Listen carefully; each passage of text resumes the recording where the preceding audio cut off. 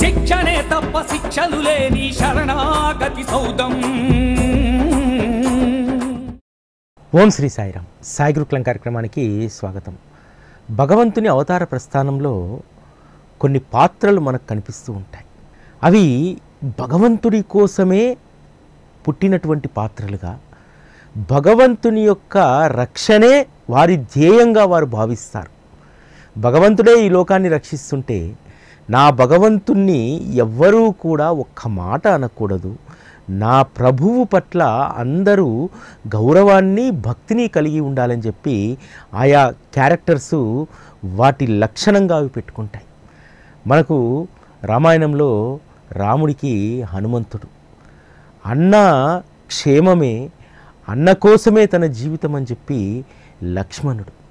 ఈ విధంగా భగవంతుని అవతార ప్రస్థానంలో కొన్ని పాత్రలు మనకి ఈ విధంగా కనిపిస్తూ ఉంటాయి. శ్రీ సాయిబాబా ప్రస్థానంలో కూడా ఒక అరుదైనటువంటి పాత్ర ఉంది. ఆ పాత్ర బాబాకు ఒక రక్షకుడిలాగా. ఆ రోజు ఆ భక్తుణ్ణి చూసినటువంటి వాళ్ళందరూ కూడా సాయిబాబా అనేటువంటి సైన్యానికి మేజర్ లాంటి వాడు అని చెప్పి చాలామంది భావించేటువంటి వారు. ఆ భక్తుడే నానావలి. శంకర్ నారాయణ వైద్య అనేటువంటి పేరు కలిగినటువంటి నానావలి షిరిడీకి ఎప్పుడు వచ్చాడు, ఎందుకోసం వచ్చాడనేటువంటిది ఎవ్వరికీ తెలియదు. కానీ బాబాకు రక్షకుడిలాగా ద్వారకామాయిలో ఆ రోజు ఒక క్రమశిక్షణతో కూడినటువంటి వాతావరణం ఉండడానికి నానావలి కారణం. బాబా ముందు ఎట్లా పడితే అట్లా కూర్చొనిచ్చేటువంటి వారు కాదు. బాబా ముందు ఎంత క్రమశిక్షణతో ఉండాలి, ఎవరూ కూడా మాట్లాడకుండా ఎంత నిశ్శబ్దాన్ని పాటించాలి, ఇవన్నీ కూడా నానావలి ఆ భక్తులతో అనుసరింపజేసేటువంటి వారు.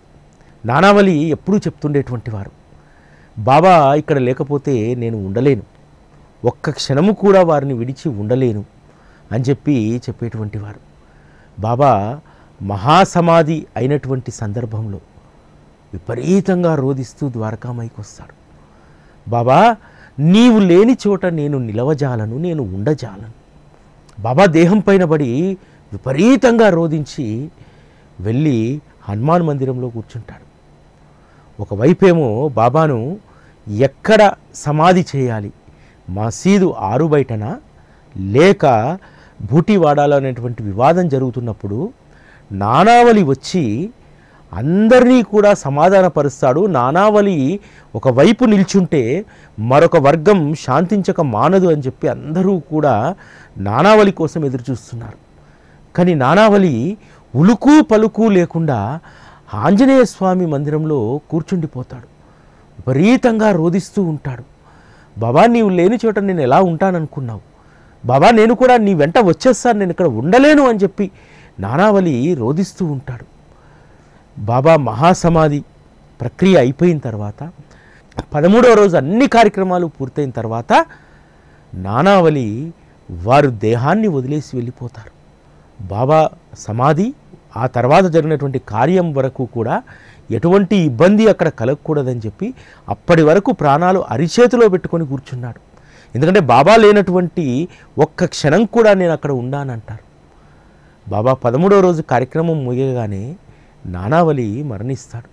బాబా అక్టోబర్ 15, 1918లో వారి శరీరాన్ని వదిలితే నానావలి 27 అంటే సరిగ్గా ఇదే రోజు అక్టోబర్ 27వ తేదీ రోజు వారి యొక్క దేహాన్ని వదిలారు. నానావలి బాబా కోసమే ఒక రక్షకుడిలాగా షిరిడీకి వచ్చారని చెప్పి ఆ రోజు భక్తులందరూ కూడా అనుకునేటువంటి వారు. నానావలి ఎక్కడి నుంచి వచ్చాడు, ఎవరు అనేటువంటి విషయం ఎవరికీ తెలియదు. బాబా రెండోసారి షిరిడీలో అడుగుపెట్టినప్పుడు వారు పెళ్లి బృందంతో రావడానికి కొద్ది రోజుల ముందు నానావలి షిరిడీకి చేరుకొని ఆ చావిడి ఆ పరిసర ప్రాంతాల్లో తిరుగుతూ ఉంటాడు.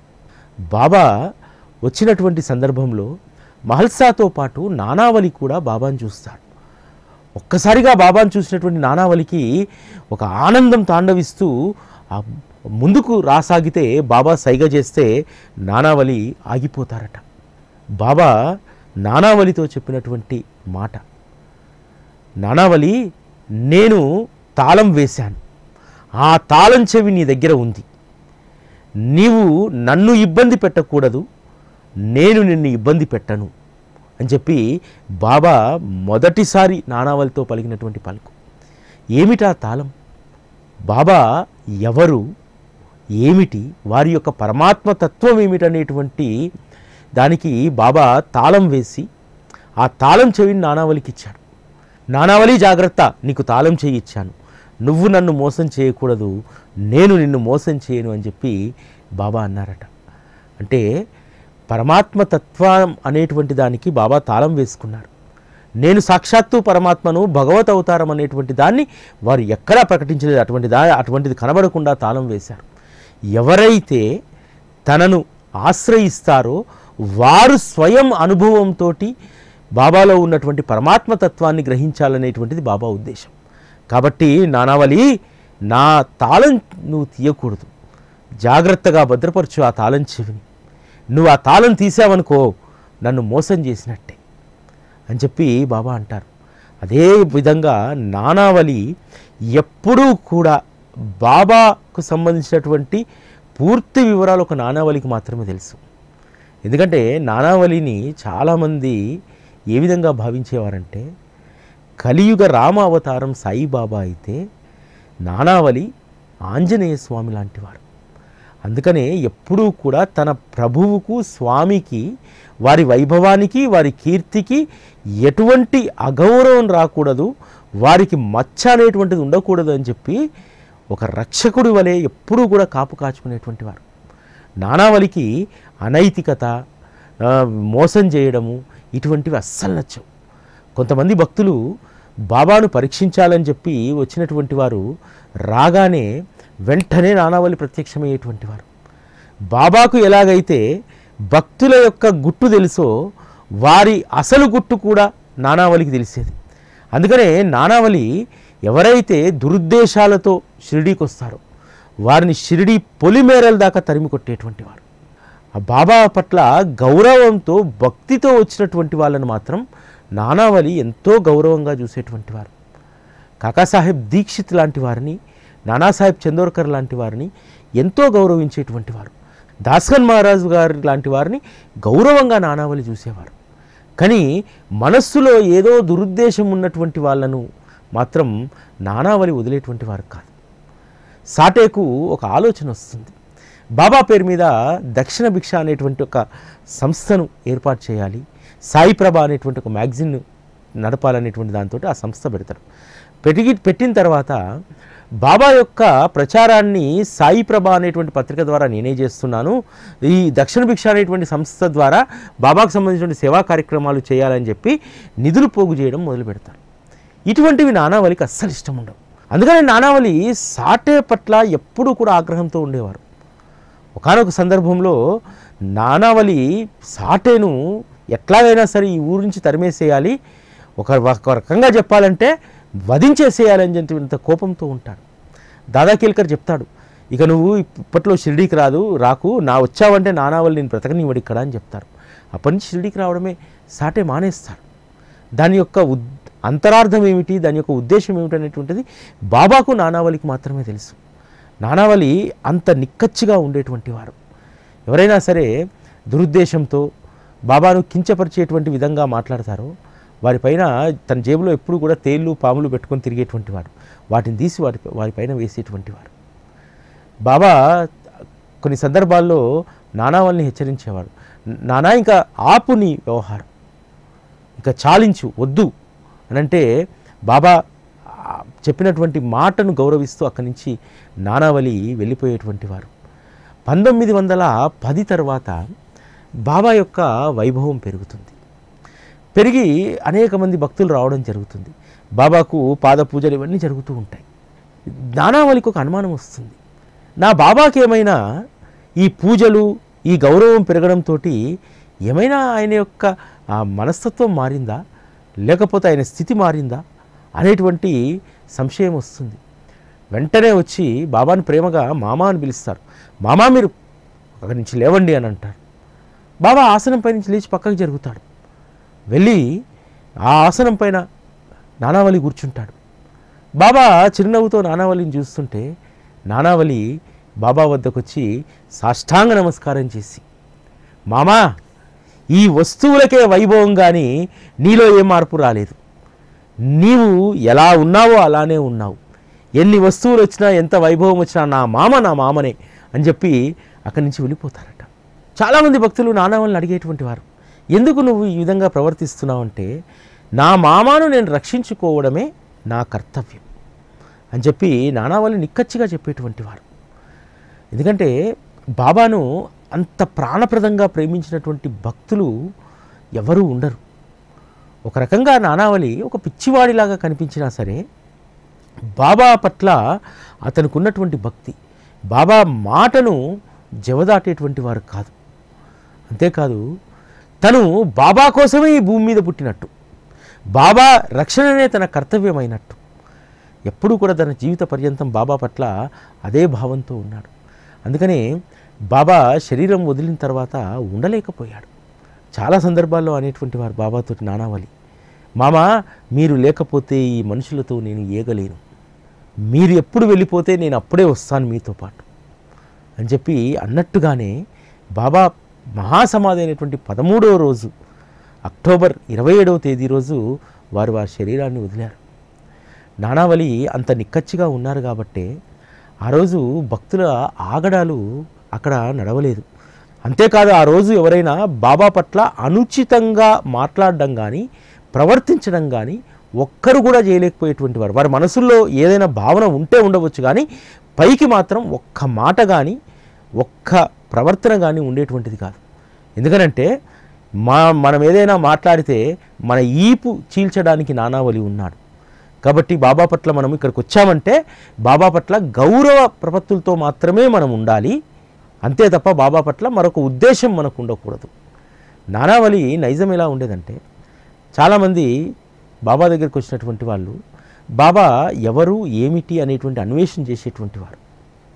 అటువంటి వారి పట్ల నానావలి చాలా దురుసుగా ప్రవర్తించేటువంటి వారు. అరే నా మామ దగ్గరికి రావడమే నీ పూర్వజన్మ సుకృతం రా, ఇంకా దాంట్లో రంధ్రాన్వేషణ ఎందుకు అని చెప్పి చాలామందిని కఠినంగా మాట్లాడి వారు షిరిడి నుంచి వెళ్ళేదాకా వారు వెంటబడేటువంటి వారు. అటువంటి నైజం నానావలిది. ఈరోజు ఉన్నటువంటి పరిస్థితుల్లో బాబాకు నానావలి కరువయ్యాడు. నానావలి ఉంటే ఈరోజు బాబా పట్ల ఇట్లా అనుచితంగా మాట్లాడేటువంటి వారు, దురుసుగా వ్యవహరించేటువంటి వాడి పట్ల ఎటువంటి శిక్షలు ఉండేటివో మనం అర్థం చేసుకోవచ్చు.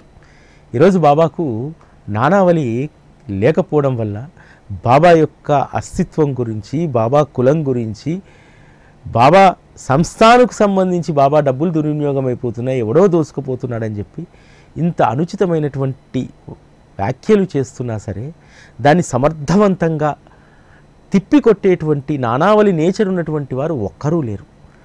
దానికి నానావలంతా గొప్ప నేచర్ మనకు లేకున్నా కనీసం బాబా పట్ల మనకున్నటువంటి ప్రేమ బాధ్యతతోటి మనం చాలా ఇటువంటి వాటిని తిప్పికొట్టవచ్చు. ఒక్కొక్కసారి అనిపిస్తూ ఉంటుంది, నానావలి లాంటి వాడు మరొక్కసారి పుట్టాలి, పుడితే వీళ్ళ వీపులన్నీ విమానం మూత మోగుతాయి, అటువంటి వారు ఒక్కరు కావాలి బాబాకి. ఇప్పుడు నాతో సహా మనందరికి ఆ భావన రావచ్చు, నానావలి లాంటి వాళ్ళు ఒకరు కావాలని. కానీ మనం ఎందుకు కాకూడదు?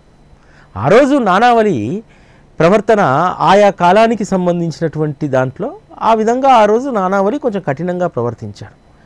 కానీ నానావలి లాంటి ప్రవర్తన కాకుండా నానావలి లాంటి కమిట్మెంట్ మనందరిలో కూడా పెరగాలి.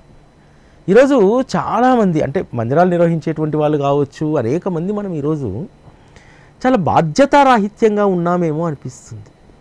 ఇటీవల కాలంలో ఒక మిత్రుడు ఫోన్ చేశారు, సార్ బాబాకు సంబంధించినటువంటి వ్యతిరేక ప్రచారానికి సంబంధించి సంస్థాన్ అధికారులు కానీ సంస్థాన్ కానీ పొడిగా మాట్లాడుతున్నారు, ఎందుకు దాని పట్ల గట్టిగా మాట్లాడలేకపోతున్నారు, ఎందుకు దాని పట్ల ఒక ప్రత్యేకంగా ఒక అనౌన్స్మెంట్లు చేయలేకపోతున్నారు? షిరిడీలో దర్శనం తర్వాత బయటకు వచ్చిన తర్వాత దాదాపు అక్కడికి వచ్చేటువంటిది ఒక 3-4 భాషలు మాట్లాడేటువంటి ఎక్కువ మంది అక్కడికి వస్తారు.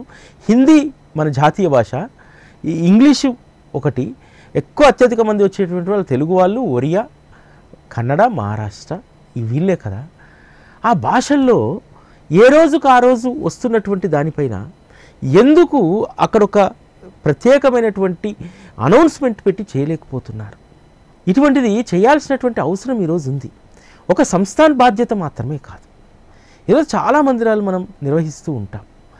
మందిరాల వద్ద బాబా పైన వస్తున్నటువంటి అసత్య ప్రచారానికి సంబంధించి ఒక చిన్న నోటీస్ బోర్డులో మనం దక్షిణలు రాసి పెడతాం కదా, లేకపోతే ప్రతి గురువారం ఒక అనౌన్స్మెంట్లో మనం ఎందుకు చెప్పలేకపోతున్నాం?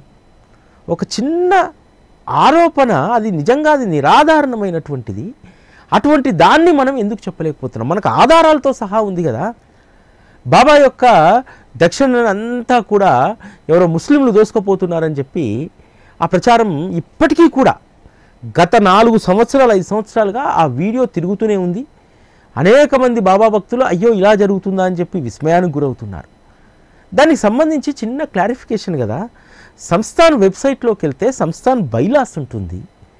దాన్ని తెలుగులోకి అనువదించి షిరిడీ సంస్థానం డబ్బులు ఎవరూ కూడా తీసుకోవడానికి వీలు లేదు, సంస్థాన్ అభివృద్ధికి 50 లక్షల రూపాయలు మాత్రమే ఖర్చు పెట్టేటువంటి హక్కు కమిటీకి ఉంటుంది. ఆ తర్వాత 1 రూపాయి తీసుకోవాలన్నా సరే ముంబై హైకోర్టు అనుమతి తీసుకోవాలి అనేటువంటి విషయాన్ని కనీసం మనం ఎక్కడా ప్రస్తావించడం పక్కన పెడితే ఆ వీడియోస్ అన్నీ కూడా విపరీతంగా ట్రోల్ చేసేటువంటిది ఎవరయ్యా అంటే మళ్ళీ మనమే. నాకు ఒక సాయి బంధువు బాబా పైన ఏదైనా ఈ విధంగా రాగానే ఎమ్మడే నాకు ఫార్వర్డ్ చేస్తారు. నాతో పాటు ఒక 100 మందికి నాకు ఫార్వర్డ్ చేస్తారు. నేను చాలాసార్లు చెప్పి చూశాను, మీరు తెలియనటువంటి వారికి తెలియజెప్తున్నారు, మీరు ఫార్వర్డ్ చేయడం మానేసేయండి అని చెప్పా. మానలే.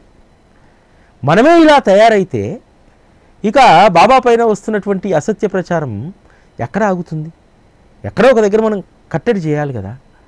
బాబా యొక్క తత్వంని అర్థం చేసుకునేటువంటి వాళ్ళు మూర్ఖులు. ఈరోజు చాలా సంస్థలు, వ్యక్తులు కొంతమంది పనిగొట్టుకొని బాబా పైన అసత్య ప్రచారాన్ని చేస్తున్నారు. దానికి కొన్ని ట్యాగ్ లైన్స్ పెట్టుకుంటారు. ఒక హిందూ సంస్థల పేరు మీద ఒక ట్యాగ్ లైన్ పెట్టుకొని చేస్తూ ఉన్నారు. నిజంగా వీళ్ళందరూ కూడా తత్వం తెలియనటువంటి వాళ్ళన్నమాట. వీళ్ళందరికీ కూడా ఈరోజు భారతదేశంలో హిందూ సంస్థలకు కావచ్చు, సనాతన సంస్థలకు కావచ్చు మూలం ఏమిటి? రాష్ట్రీయ స్వయం సేవక్ సంస్థ కదా. ఆ ఆర్ఎస్ఎస్ సంబంధించినటువంటి ప్రధాన ప్రచారకు మోహన్ భగవత్ ఎవరైతే ఉన్నారో ఆయన బాబాను దర్శించుకోలేదా? అంతేకాదు అసలు వీళ్ళు పుట్టక ముందు, ఈరోజు ప్రచారం చేస్తున్నటువంటి వాడు భూమి మీద పుట్టక ముందు రాష్ట్రీయ స్వయం సేవక్ సంఘ్లో అత్యంత కీలకమైనటువంటి పాత్ర పోషించినటువంటి మన దేశ ప్రధాని నరేంద్ర మోడీ బాబాను ఎన్నిసార్లు దర్శించుకున్నాడు? అమిత్ షా నరనరాన ఆర్ఎస్ఎస్ రక్తాన్ని జీర్ణించుకున్నారు కదా. ఎందుకు షిరిడీకి వచ్చినప్పుడల్లా, ఏ సమావేశానికి వచ్చినా ఎందుకు బాబా దర్శనం చేసుకుంటాడు? వీళ్ళందరూ కూడా ఏ మాతృ సంస్థ అయితే ఉందో ఆ మాతృ సంస్థ యొక్క ఎసెన్స్ను వీళ్ళు జీర్ణించుకున్నారు. ఆర్ఎస్ఎస్ గీతం ఏం చెప్తుంది? నమస్తే సదావత్సలే మాతృభూమి, ఓ వాత్సల్యపూర్ణ, ఓ మాతృభూమి, నేను నీకు ఎల్లప్పుడూ నమస్కరిస్తున్నాను. త్వయా హిందూ భూమే సుఖం వర్ణితోహం, ఓ హిందూ భూమి, నీ వల్లనే నేను సుఖంగా వర్ధిల్లుతున్నాను. ఈ భూమిపైన నేను పుట్టడం, భరతమాత బిడ్డగా నేను ఉండడం నా అదృష్టం అని చెప్పి ఆర్ఎస్ఎస్లో ప్రతిరోజు పాడుకునేటువంటి ఈ పాట కదా. అంటే మాతృభూమిని, మాతృభూమిపైన వెలిసినటువంటి భగవంతుణ్ణి అగౌరవపరిస్తే ఇక మనం నమ్ముకున్నటువంటి సిద్ధాంతాన్ని మనం ఏం చేస్తున్నట్టు? ఆర్ఎస్ఎస్ రాష్ట్రీయ స్వయం సేవక సంస్థలో నుంచి అనేక హిందూ సంస్థలు పుట్టుకొచ్చాయి కదా. ఆ మాతృ సంస్థ ఏం చెప్తుంది? ఆ మాతృ సంస్థకు నాయకత్వం వహిస్తున్నటువంటి వాళ్ళు ఏం చెప్తున్నారు? దీన్ని అర్థం చేసుకోకపోవడం అనేటువంటిది వారి మూర్ఖత్వానికి పరాకాష్ట కదా. ఇటీవల కాలంలో సమాధి ఉత్సవానికి షిరిడీకి వెళ్ళినప్పుడు దర్శనంలో నా ముందు ఒక స్వయం సేవక్ బాబాను దర్శనం చేసుకోవడానికి వచ్చారు. నాకు తెలిసి ఆ రోజు శాఖ ఉందనుకుంటా. శాఖకి వెళ్ళి అదే చాక్లెట్ కలర్ పాయింట్, ఆ షర్టు పైన టోపీ ధరించి బాబా సమాధి వద్ద ఆ బాబా పాదాల పైన పడి చాలా సంతోషంగా, ఉత్సాహంగా ముందుకెళ్తున్నాడు. గురుస్థాన్లో ప్రదక్షిణ అయింది. అయిపోయిన తర్వాత మాట కలిపాను. భయ్యా ఆప్ స్వయం సేవక్ హై అంటే, హౌ హమ్ స్వయం సేవకే, అని చెప్పి మాట్లాడుకుంటూ ప్రసాదం తీసుకొని బయటకు వచ్చి అట్లా లెండి వైపు వెళ్తూ ఉన్నాం. ఎందుకో నాకు ఆసక్తికరంగా మాట్లాడాలనిపించింది. అడిగాను, స్వయం సేవకు బ్యాక్గ్రౌండ్ ఉన్నటువంటి వాళ్ళు, లేకపోతే హిందూ అనేటువంటి బ్యానర్లకు కొంతమంది ఉన్నటువంటి వాళ్ళు బాబాను భగవంతుడు కాదని చెప్పి చాలామంది విమర్శిస్తున్నారు కదా, మరి మీరు ఒక స్వయం సేవకు, అందున శాఖ డ్రెస్ వేసుకొని ఉన్నటువంటి వారు, మరి బాబాను మీరు ఏ కోణంలో చూస్తారని అడిగా. ఆయన చెప్పినటువంటి మాట, ఈ హిందూ భూమిలో అవతరించినటువంటి ప్రతి అవతారము సనాతనుడే అన్నారు. ఆ సనాతనుడు అవతరించినటువంటి ఈ పుణ్యభూమి షిరిడి చాలా గొప్పది అని అన్నారు. సాయిబాబా బయటి నుంచి వచ్చినటువంటి దైవం కాదు. ఈరోజు వేరే మతాలు అనేక దేశాల నుంచి ఇక్కడికి వచ్చాయి. ఇస్లాం కానీ క్రిస్టియానిటీ కానీ అవన్నీ కూడా మన దేశానికి వచ్చినటువంటిది. కానీ శ్రీ సాయిబాబా ఈ హిందూ భూమిలో అవతరించినటువంటి పరమాత్మ, ఈ హిందూ భూమిలో అవతరించినటువంటి ప్రతి అవధూత, ప్రతి దైవము మాకు అందరూ సమానమే అని చెప్పన్నాడు. నాకు ఆశ్చర్యం వేసింది. వారు పాడుకునేటువంటి ఆ ఆర్ఎస్ఎస్ గీతం అంత అద్భుతమైనటువంటిది అన్నమాట. ఈరోజు అంతమందిలో ప్రేరణ కలిగించడానికి ఆ గీతమే, ఆర్ఎస్ఎస్ ఈరోజు బలంగా ఉండడానికి ఆ గీతమే ప్రధానమైనటువంటిది. సదావత్సలే మాతృభూమి త్వయా హిందూభామే సుఖం వర్ణితోహం. అమ్మా, నీ పుడమిలో ఉన్నటువంటి సుఖం, ఈ హిందూ భూమిపైన ఉన్నటువంటి సుఖం మరెక్కడా లభించదమ్మా. ఇంతకంటే గొప్ప నేలమ్మ తల్లి ఇంకా ఏ దేశంలో లేదమ్మా. నీ కోసమే, నీ సేవ కోసమే మా ప్రాణాలు అర్పించేటువంటి ధైర్యాన్ని మాకు ఇవ్వు. ఓ పరమేశ్వరా, మాకు అనుకున్నటువంటి లక్ష్యాన్ని చేరడానికి కావలసినటువంటి శక్తిని, యుక్తిని ఇవ్వు అని చెప్పి ఆర్ఎస్ఎస్ గీతంలో ఉంటుంది. నిజమైనటువంటి హిందూ తత్వం తెలిసినటువంటి వాడు ఎవడూ కూడా ఇంకొకరి పైన ద్వేషంతో, ఇంకొకరి పట్ల అసూయతో, వక్రీకరణతో ఎవరూ ఉండరు అనేటువంటి విషయాన్ని ఆయన చెప్పారు. నిజంగా ఒక 10 నిమిషాలు మాట్లాడితే నా మనస్సుకు ఎంత ఆనందం కలిగిందంటే, ఆర్ఎస్ఎస్ బాబాను వ్యతిరేకిస్తే ఎందుకు ఆర్ఎస్ఎస్ చీఫ్ మోహన్ భగవత్ ఇక్కడికి వచ్చారు? ఆర్ఎస్ఎస్ ఎవరి మనోభావాలను దెబ్బతీయదు. ఆర్ఎస్ఎస్ తను అనుకున్నటువంటి కర్తవ్యాన్ని, దేశ ఐక్యత, దేశ ప్రయోజనం, జాతి నిర్మాణం, ఇవే ఆర్ఎస్ఎస్ లక్షణాలు తప్ప ఇతరుల పట్ల ద్వేషభావనతో ఉండమని చెప్పి ఏ రోజు మాకు ఎవరూ బోధించలేదు. దేశం పట్ల ప్రేమను మాత్రమే కలిగి ఉన్నారు. ఈ దేశంలో అవతరించినటువంటి ప్రతి మహాత్ముడు, ప్రతి దైవం అందరి పట్ల సమానమైనటువంటి భక్తిని, గౌరవాన్ని కలిగి ఉండమని చెప్పి ఆర్ఎస్ఎస్ చెప్తుంది అని చెప్పారు. నాకు ఎంత ఆనందం వేసిందంటే, బాబా సమాధానం చెప్పినట్టు అనిపించింది. ఇన్ని సంవత్సరాలుగా షిరిడీకి వెళ్తున్నాం కదా, ఎప్పుడూ కూడా ఇటువంటి వారు నాకు తారసపడలేదు. ఆయనతో మాట్లాడుతున్నంతసేపు చాలా ఆనందం కలిగింది. ఎన్నో గొప్ప విషయాలు చెప్పారు. బాబా ముసల్మాన్ అయ్యి ఉంటే ఆయన దగ్గరికి వచ్చినటువంటి బ్రాహ్మణ భక్తులందరినీ కూడా ముసల్మాన్ సాంప్రదాయంలోకి పంపించాలి కదా, ఎందుకు పంపించలేదు? ఒక సత్యాన్ని ఎంత అద్భుతంగా చెప్పాడు చూడండి. ఈరోజు వస్తున్నటువంటి ప్రచారం వారు ముస్లిం అని చెప్పంటున్నారు కదా, మరి ఆ రోజు ఎందుకు భక్తులందరినీ మతమార్పిడి చేయలేదు? ఆ రోజు మతమార్పిడిలకు జరుగుతున్నటువంటి రోజు పరాకాష్ట. ఆ రోజు బాబా శరీరంతో ఈ నేలపై ఉన్నటువంటి సందర్భంలో అనేక మతమార్పిడులు జరుగుతున్నాయి. ఒకవైపు ముస్లింలు, ఒకవైపు క్రిస్టియానిటీ, ఇంగ్లీష్ వాళ్ళందరూ కూడా దేశాన్ని కమ్మివేసి మతమార్పిడులు జరుగుతున్నటువంటి సమయంలో బాబా ఎందుకు ప్రోత్సహించలేదు? ప్రోత్సహించకపోగా నీ ధర్మాన్ని, నీ జాతిని నువ్వు గౌరవించుకో అన్నాడు. నువ్వు ఏ గురువునైతే నువ్వు ప్రేమిస్తున్నావో, ఏ గురువునైతే నువ్వు ఆరాధిస్తున్నావో ఆ గురువు పట్ల మరింత భక్తి శ్రద్ధను పెంచుకోమని చెప్పారు. ఆయన చెప్తుంటే మామూలుగా సాధారణంగా ఇటువంటివి వేరే వాళ్ళు చెప్తే మామూలుగా అనిపిస్తాయి, కానీ ఒక ఆర్ఎస్ఎస్ డ్రెస్లో ఉండి ఒక సంఘ్ పరివార్లో ఒక కీలకమైనటువంటి సభ్యుడిగా ఉన్నటువంటి ఆ వ్యక్తి చెప్తా ఉంటే నిజంగా బాబా అలా కూర్చొని చెప్తున్నట్టు నాకు అనిపించింది.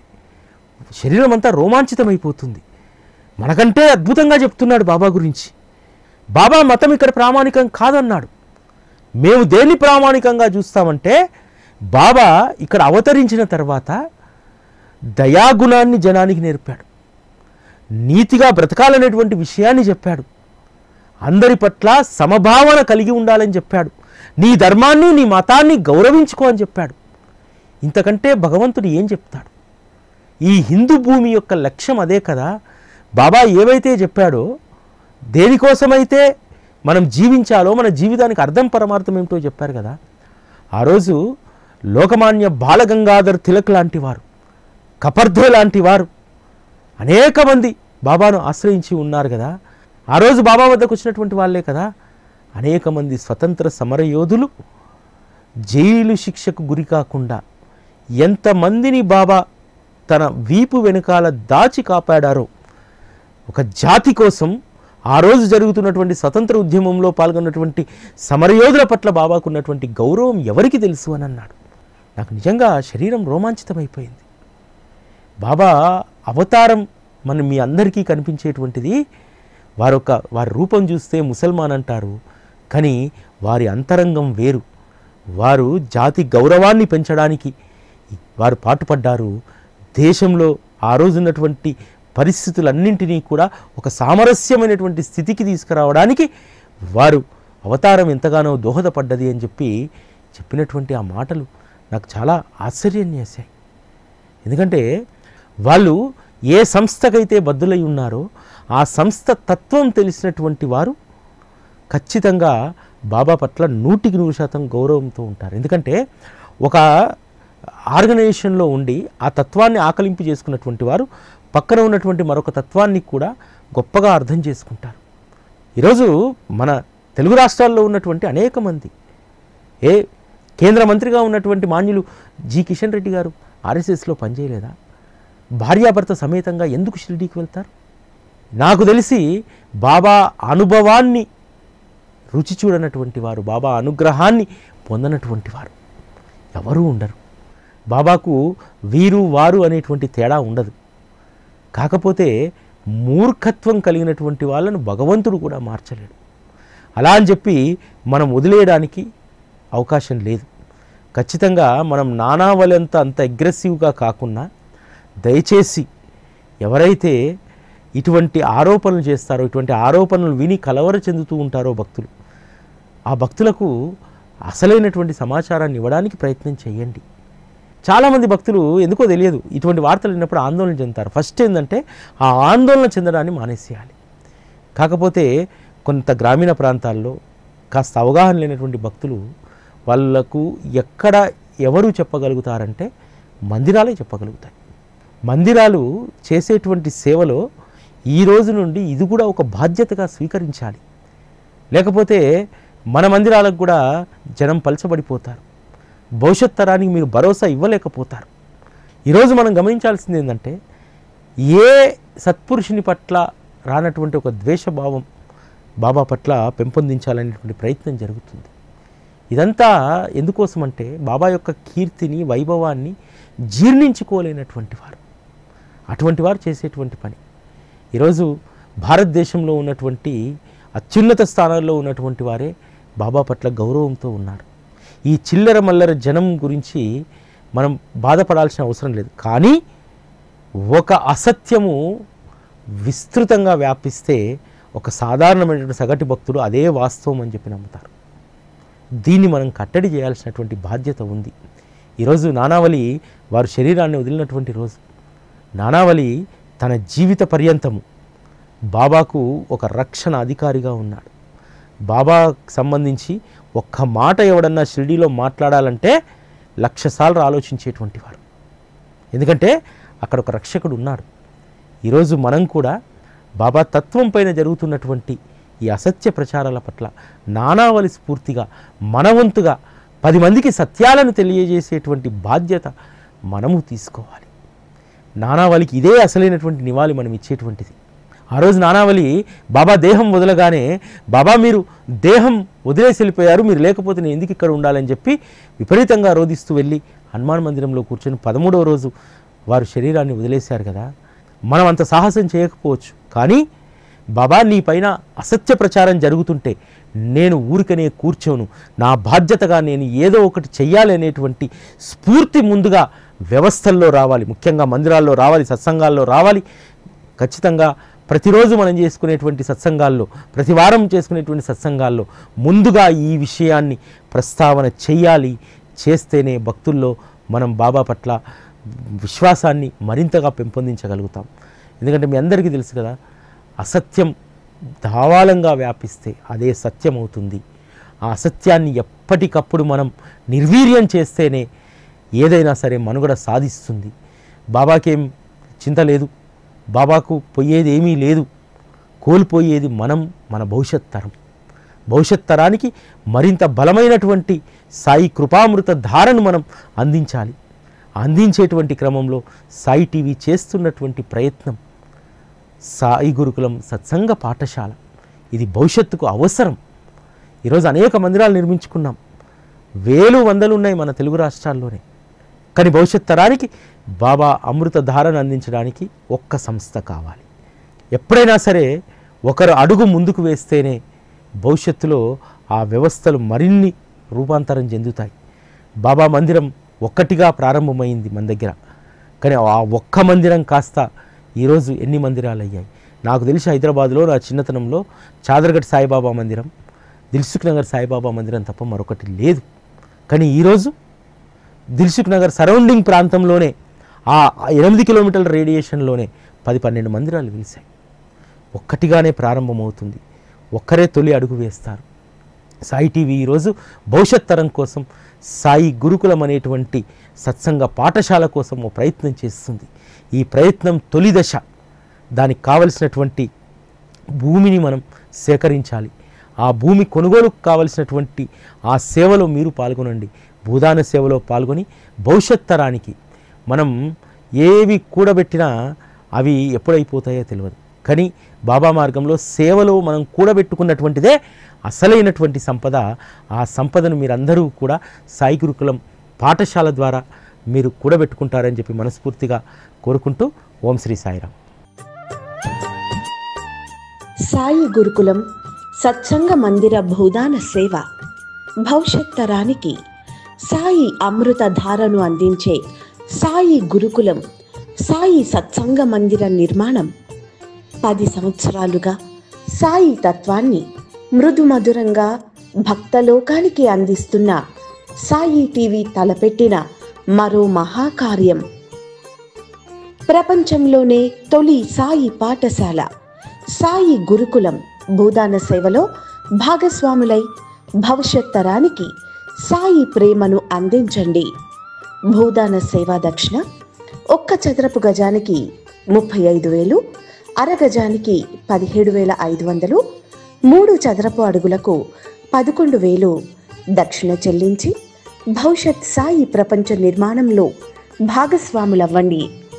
మీ ప్రేమపూర్వక దక్షిణను ఆన్లైన్ ద్వారా 9010084299 లేదా 9848614440 నెంబర్లలో సమర్పించండి. వివరాల కోసం సాయి గురుకులం సాయి టీవీ హైదరాబాద్ 9010084299 లేదా 9848614440 నెంబర్లలో సంప్రదించండి.